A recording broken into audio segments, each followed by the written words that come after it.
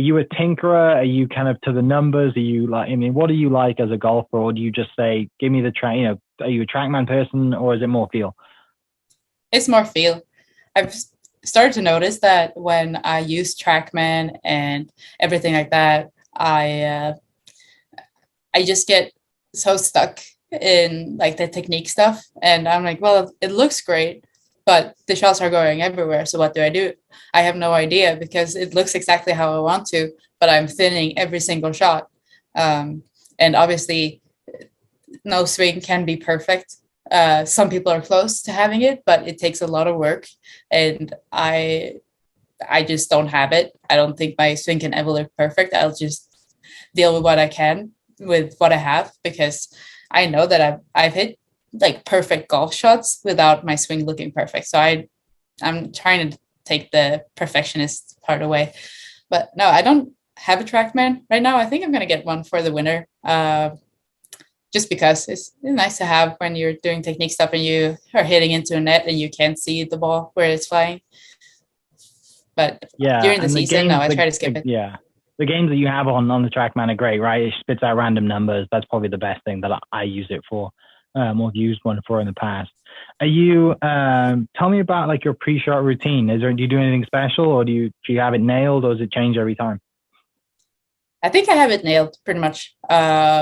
It's a little bit easier now that I have my caddy had, because then I don't have to spend as much energy with thinking about the numbers to the front of the green, to the pin, to carry over bunker. So I always look in my yardage book, see, like, put out the dot in the yardage book, where's the pin? And then I see, okay, is it close to, can I easily get short-sighted here or whatever? And then I make the decision. I say, okay, let's hit it this number. And yeah, and then I just go for it. And I mean, sometimes I don't do it correctly because you say, okay, don't aim at the pin, aim at the tree there, just focus on the tree. And sometimes I'm like, well, I just like right before I hit the ball, I'm like, I just look at the pin a little bit more. And then it usually ends up going straight towards the pin instead of the tree that I was aiming at. So it's not perfect, but it pretty much always works out. It's not because of the pre-shot routine that I mess up. Mm-hmm. Yeah, I think that's the internal battle with golf, right? Is you're standing over like a, I don't know, 140-yard shot, and you're like, not really a perfect number, but I fancy hitting like a half shot and cutting one in there. I shouldn't really go at the slag, but why not, right? Yeah, like exactly. you pull it off, great. If you don't, you could be making bogey or double.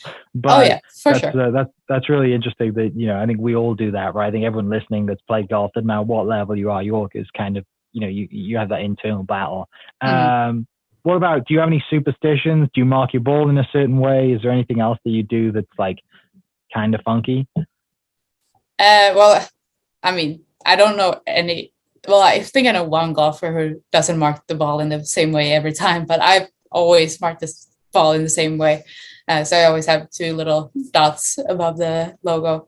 But I never touch a trophy before I win it because I don't know. I don't know who I heard it from, but someone said that if you touch a trophy, you'll never win it. And that's probably not true. But I'll go with it because it just doesn't feel good. It doesn't belong to me, so I won't touch it. Yeah, it's bad karma for sure. Exactly.